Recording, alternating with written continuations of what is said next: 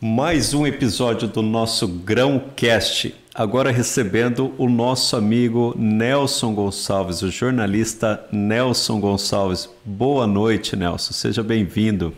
Boa noite, Nelson, prazer ter você aqui, compartilhando seu conhecimento, um monte de experiência. Prazer é todo meu estar aqui com vocês aqui, estamos à vontade aqui para participar desse podcast, não é isso? Isso, bater um pouco de papo aqui no nosso Grãocast. Grãocast, porque grão de café, porque o grão ele vem da essência, a essência das pessoas, a essência das empresas, que é o que a gente tem que apreender para começar a fazer um projeto. Nelson, quero começar te fazendo uma pergunta. Você conheceu a Moldávia ou a Sildávia? Moldávia, né? Mas a Moldávia existe ou não existe, gente? Responde. Existe. A Moldávia é um pequeno país, minúsculo país, que fica... ela não é banhada pelo mar, fica toda cercada, abraçada pela Romênia e faz divisa com a Ucrânia, que está vivendo esse período de guerra. Eu preciso contar essa história porque eu cometi uma atrapalhada numa palestra que eu fui fazer. Ai, meu Deus. Eu fui convidado para fazer o encerramento da Semana Maçônica aqui de São José do Rio Preto, e na loja maçônica Cosmos tinham 300 pessoas e eu fui fazer a palestra. E eu gosto muito de, nas horas livres, escutar o professor Clóvis de Barros. E o professor Clóvis de Barros, ele conta que ele decidiu ser professor num dia que o professor dele, quando ele tinha 13 anos, o colocou para fazer um seminário. E era sobre o petróleo. E aí ele foi falando, acabou tudo que ele tinha para falar e ainda tinha 50 minutos. Aí ele falou, posso fazer igual todo mundo, falar que já acabei. Mas como ele estava gostando muito daquilo, ele falou, não, eu vou continuar. Só que ele não sabia mais nada. Aí ele começou a inventar. E ele conta na palestra que ele falou assim, olha, até agora, tudo que eu falei está escrito nos livros. A partir de agora eu peço que anotem, porque não está em nenhum lugar. O melhor petróleo que existe está na Romênia, no norte da Romênia. Mais precisamente na região da Sildávia. E a Sildávia não existe. Ele tirou a Sildávia dos contos do Tintim. E eu fui montar minha palestra. Eu achava na memória lá que era Moldávia o nome, porque eu precisava fazer um comparativo entre alguma estrutura que funcionava com uma que não funcionava. E para não ofender ninguém, eu inventei um local para a estrutura que não funcionava. E, em vez de falar Sildávia, eu falei a palestra inteira Moldávia. Terminada a palestra, fui aplaudido, muito feedback positivo, mas veio o Nelson Gonçalves, com essa figura angelical, esse sorriso calmo. Olha, Moldávia existe. E eu passei na divisa desse país. Nossa, você gelou na hora, né? Falei, nossa, coloquei tudo no lixo. O professor Clóvis de Barros é que estava errado, né? Eu achei que ele tinha mentido, né? Eu cheguei em casa e fui procurar. E aí, como foi sua aventura na Moldávia?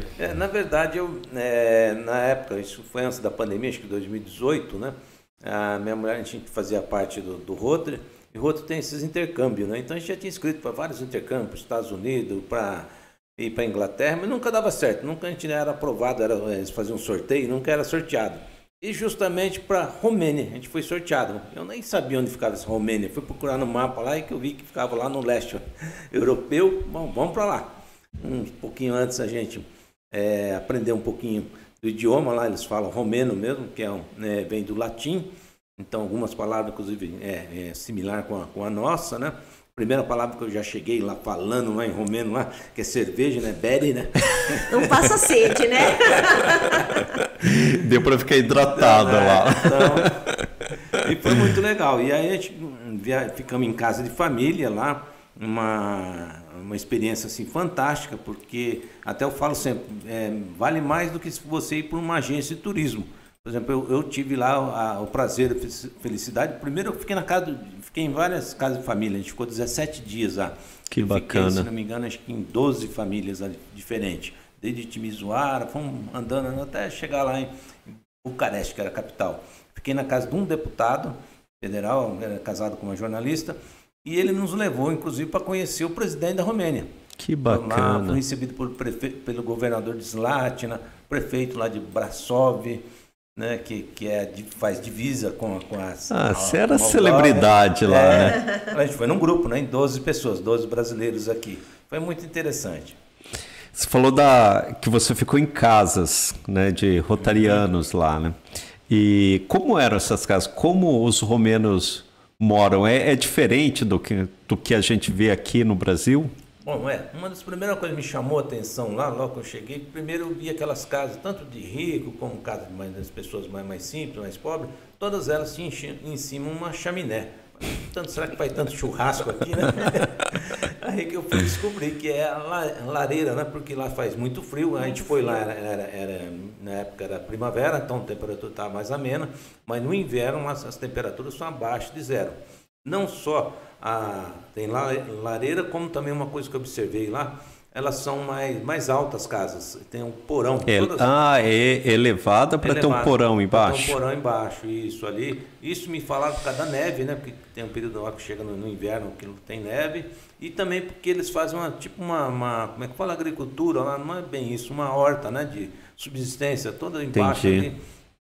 Planta ali alface. E ali acho que a temperatura deve ficar um pouco mais quente, deve proteger desse frio, dessa neve, dessa geada, e deve ter mais resultado, né? Lá tem uma bebida, ela chama palinca, que é a base, se não me engano, acho que é cereja ou ameixa, acho que é folha de ameixa que eles fazem, uma aguardente, né? Eles tomam aquilo direto, eles chegam de manhã já tomam. A caninha deles. Geralmente eles mesmos produzem, no próprio porão lá. Deve ter um teor alcoólico. Tem um teor alcoólico bem forte, não sei se é 38%, 40% de álcool. De manhã já dá um trago naquilo lá. Já levanta bem. Frio, né? Então, muito interessante. Ô Nelson, e vivendo nessas casas, você deve ter se locomovido bastante lá. Como que é sistema de transporte lá? O sistema de transporte não me chamou muita atenção lá. Lá funciona muito, tem bastante os bondes, né? Trem, o trem é o mais usado do sistema, longo percurso lá. Eu, por exemplo, peguei um trem lá em Bucareste e fui até Budapeste, que é a capital da Hungria, né? Dá uns 1.000 e tantos quilômetros. Na hora que você chega para entrar no trem, dá até medo. O trem por fora é feio, horrível. Tudo sem pintura, mas dentro não, muito confortável. E ele é rápido? Não, no que eu fui lá não era trem a bala, não era trem, eles iam parando devagarzinho, passando todas aquelas estações, né? Mas demorou acho que umas 12 horas dentro do trem lá, de uma capital para outra lá. Mas onde me chamou mais atenção ainda, que depois que eu fiquei 17 dias na Romênia, a gente pegou um avião e fomos fiquei mais 15 dias em Istambul, né, que é na Turquia. Istambul é uma cidade bem grande, não é? Se não me engano, é a quarta cidade maior do mundo. São Paulo, pra você ter ideia, tem 12 milhões de habitantes. Lá, acho que são 16 milhões, Nossa. 4 milhões a maior. E uma coisa me chamou a atenção, lá tem 2 aeroportos enormes. Bom, para começar, a cidade, é a única cidade que está em 2 continentes. Sim. Metade ela está na Ásia e metade está na Europa. Tem eles chamam de estreito lá, mas estreito de Bósforo. Sim. Mas estreito é só o nome, porque acho que demora 1h40, 1h30 para você fazer a travessia de barco lá. E tem uma construção muito fantástica lá que fizeram, que eu fiquei impressionado, que é por baixo do mar. Você desce lá, acho que meia hora para descer de várias escadas rolantes, elevador e tal. Aí por baixo tem lá não sei se é um metrô, um trem lá que você monta, faz em 20 minutos você atravessa. Coisa que em cima você demora 1h30, né? Por baixo é rapidinho. Entendi. E esses transportes coletivos, eles são baratos? São. Inclusive eu trouxe até aqui para mostrar um cartão. E esse cartão que você abastece lá com ele, né? Com acho que é 20, 30 dólares. E ele é todo sistema integrado lá. Você anda de ônibus, anda nos VLT. Os VLT, lá você conta no dedo, na rua, assim, você anda aquelas avenidas lá, quantos carros tem. O carro que você vê lá é carro Tem pouco carro particular? Particular. As pessoas não têm o hábito de ter seu carro, comprar. As casas que eu fiquei de família mesmo. Não tem garagem as casas. Não tem, exatamente, não tem necessidade. É um ou outro lá que tem carro, mas é muito pouco. Não usa, porque o sistema de transporte horário é britânico, funciona. O VLT, eu nunca tinha visto o VLT, que aqui a gente está escutando falar de VLT. Lá, como eu sou jornalista, gosto de pesquisar, informar lá. Lá desde o ano 2000 que tem VLT, que é Veículos Leves sobre Trilho. E são assim, eu trouxe até um filme, depois se puder passar. O VLT são acho que 2 ou 3 vagões, carrega aquilo, acho que 300, 400 pessoas cada um daquilo lá. Então, é um atrás, cada 5 minutos passa um daquele lá e chega no semáforo, isso é interessante, para, aí abre o semáforo para outra rua lá passar, passa mais 2, 3 VLT, passa. Aí fecha ali, mais 2, 3, passa aqui. Cada 5 minutos tem um VLT. Então é um sistema de transporte bem eficiente, né? Porque você falou que 2 aeroportos, né? Enormes, São Paulo também tem essa estrutura, mas aí você pega e soma metrô, trem, esse VLT, né? O estreito passando aí no meio, transporte a barco deve ser bem desenvolvido também. E com esse cartãozinho você anda de barco, anda de ônibus, de metrô, por baixo lá. É muito interessante. Mas por funcionar, é por isso que o pessoal não usa o carro, né? Diferente em São Paulo. E você, como jornalista, você sabe se esse hábito de não possuir um veículo particular e utilizar transporte, isso é cultural, já é muito arraigado lá, ou é algo que vem crescendo? Você tem Não, acho que é cultural mesmo. Por exemplo, não só lá, por exemplo, eu tive também na Suíça, tive em Zurique também, lá fiquei em casa de família também, lá no caso onde fiquei não tinha carro, e o cara era assim, bem de vida, vamos dizer assim, era engenheiro, arquiteto, né? Ganha bem, né? Engenheiro, arquiteto, engenheiro ganha muito mais, cara. Ele não tinha carro. Engenheiro é que ganha muito. Ele pegava lá na Suíça uns bondes antigos, mas muito horário britânico, funciona, viu? Impressionante. Outra coisa que me chamou muita atenção em todos esses países que eu tive participando lá na é a honestidade. Por exemplo, na Suíça, né, na Turquia também, na Romênia, tem aquelas bancas de frutas, você vai andando na estrada lá, você chega para comprar fruta, lá tem várias frutas, tá diferente daqui, framboesa, umas frutas que a gente nunca está acostumado. Outra região, né? Outro clima, né? E aí você chega, não tem ninguém lá, só tem uma caixinha lá, você pega a fruta, o caixa lá, você mesmo, tipo uma caixa de sapato, lá você faz o troco, pega, banca de jornal, revista, então... É bem diferente, né? Uma cultura bem diferente não querer lesar os outros, né? Nos dois sentidos, né? Tanto o comprador quanto o vendedor, né? A Luciana, por exemplo, um dia me apareceu com uma tangerina que ela comprou no Mercadão de R$60. Falei, nossa! Você tá louca! É uma tangerina Gatorade, a moça falou. Falei, Gatorade, você tá louca! Maravilhosa, eu nunca tinha chupado uma tangerina tão gostosa. Ela teve que falar que era maravilhosa, porque R$60 a tangerina, pelo amor de Deus. R$20 cada uma, grandona. Já tava cheio de vitamina C. Por exemplo, na Turquia lá, tem aquelas mesquitas, né? Vocês que são arquitetos iam adorar aquilo, aquelas mesquitas, aquelas obras enormes, maravilhosas, tudo de granito, aquelas colunas, precisa pegar uns 10 para abraçar, né? Enorme, aquela foi chama mesquita azul. Mármore, coisa, um tapete, né? Persa, aquelas coisas bonitas, né? Só que para entrar lá, eles são muito rigorosos, são muçulmanos, a religião lá. Por exemplo, a mulher tem que estar com aquela burca, né? O rosto coberto, né? Rosto coberto, não é mesmo turista, né? Pode ir de bermuda? Não pode ir de bermuda. Os homens não tem que estar com camisa manga comprida, óculos escuros, boneco, não pode estar entrando com celular, com um pacote na mão, bolsa, não entra com nada. Você tem que estar com as mãos vazias, né? E fica na entrada dessas mesquitas, tem polícia lá, acho que não sei se é o governo lá, com metralhadora, não entra mesmo, você não tem. Aí fala, deixa onde? Aí tem uma praça enorme lá na frente, lá, né? Você deixa lá seu celular, sua bolsa, né? Deixa lá em cima. Não entra de sapato, tem que tirar o sapato, a meia, né? E tem até um lava-pé lá, que você lava os pés, lá tem que entrar descalço.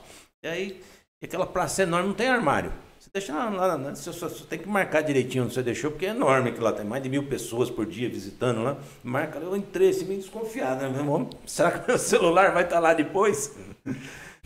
Você volta, tá lá. Ninguém mexe. Impressionante. O duro é achar no meio dessa multidão. É muito interessante lá. Ô Nelson, obrigado pela tua presença aqui, pelas tuas informações. Riquíssima tua cultura, o que você já viveu. A gente vai colocar as imagens que você trouxe, um pouco do vídeo.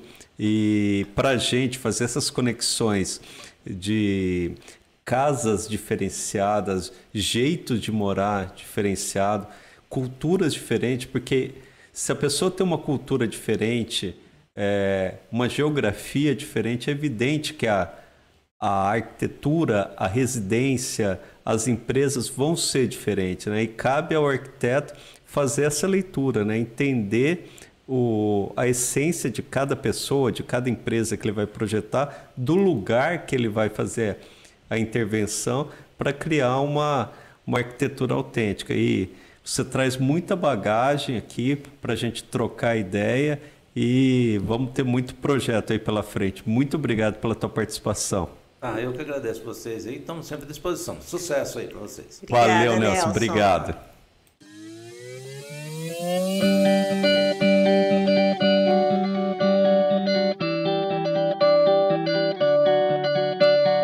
A arquitetura que transforma os ambientes e as empresas nasce da essência das pessoas. E tudo começa com uma boa conversa. Pegue sua xícara de café e participe com a gente do podcast Grãocast, uma produção da Nova Hora Arquitetura.